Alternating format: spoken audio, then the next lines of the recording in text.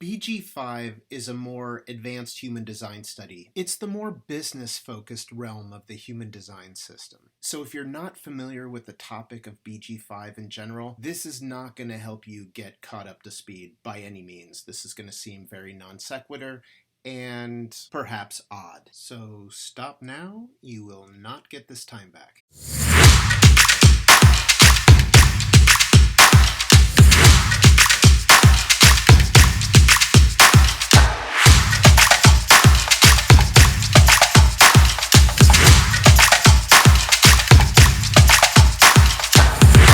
I'm not BG5 certified like Raquel is. These are just my thoughts as a layperson. When 3 to 5 people come together in a group, it could be a family unit, a bowling team, a friendship circle, a business, etc. The individual auras of those people form a transauric entity. Think Voltron.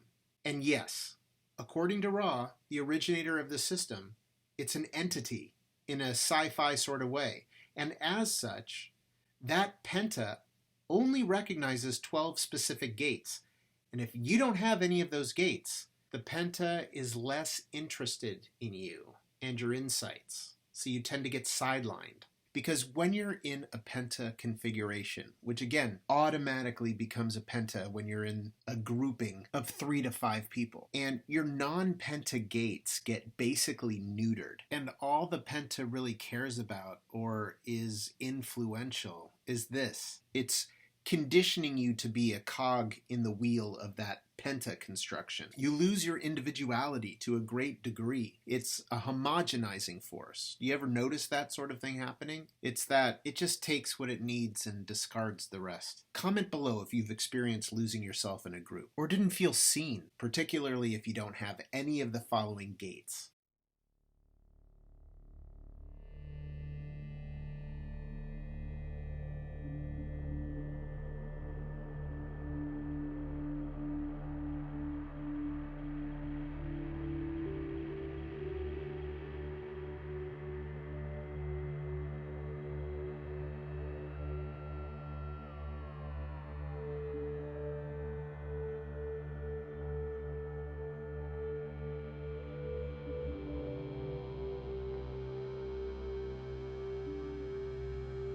You know, and there are other factors, like if you have gate 21, that works against you because it doesn't gel well with the Penta due to control themes, and any individuality outside the Penta will give you black sheep vibes as well, like integration circuitry or any other knowing circuitry outside of the accepted 14, 2, 1, and 8. And the Penta ain't having it, which results in individuals, mutants, feeling way uncomfortable. I've got 4 individual channels, so I've experienced this last bit quite a bit. Pretty much anything outside those pentagates gets disregarded while you're in that configuration. Using this BG5 knowledge, people intentionally form pentas to get a leg up in their businesses. And the rest of my comments in this video are gonna be about that. Each pentagate purportedly bestows a specific trait or attribute that benefits the Penta team and its collective effort. In a Penta, these contributing members are working towards some shared goal, like the success of the person employing the individuals who comprise the Penta, or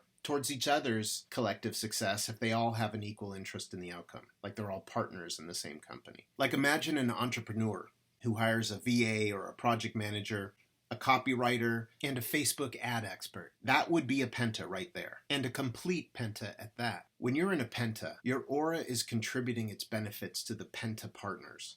However, the individual Penta partners do need to continue to follow their strategy and authority, because otherwise the not-self theme will still be experienced by those Penta partners. And having not-self partners also has an effect and has consequences. Just because your aura has magically delicious stuff to contribute doesn't mean your not-self self can't screw it up and make bad decisions within the Penta organism. For instance, You may be a hired hand, let's say a VA who's also helping with marketing, promotions, and let's say you have a Penta channel or Penta gates that may greatly contribute to the geometry you're creating together. But you also happen to be a not-self sacral generator who ignores their sacral's guidance and or doesn't wait to respond and instead initiates action. If that's the case, the outcome of the action you're taking will likely be frustrating, which would presumably not be satisfying for your team either. Or let's say you're a not-self projector with an undefined route. You may be someone who burns the midnight oil gobbling rock stars and Red Bulls trying to finish your particular task as quickly as possible, so you can be free from that crappy feeling pressure and end up having toiled too long,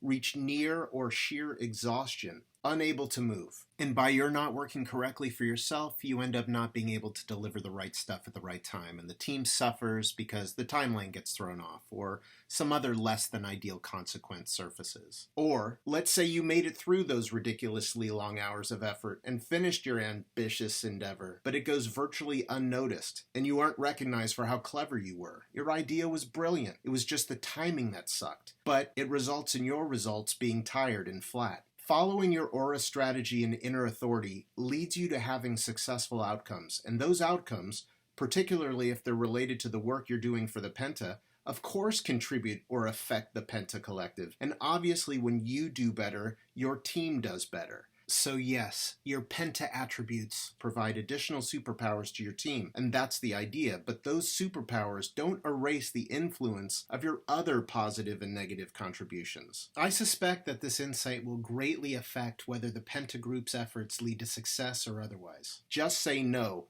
to not self Penta partners. Alright, well, I hope you got something out of this. If you dug it, please like it, and if you want more, please subscribe. And here are a couple of other videos I thought you might dig.